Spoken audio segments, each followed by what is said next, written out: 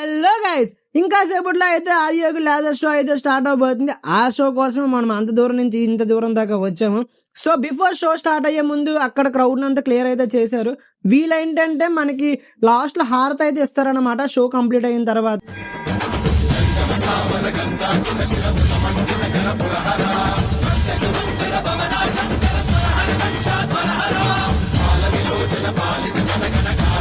Visweswara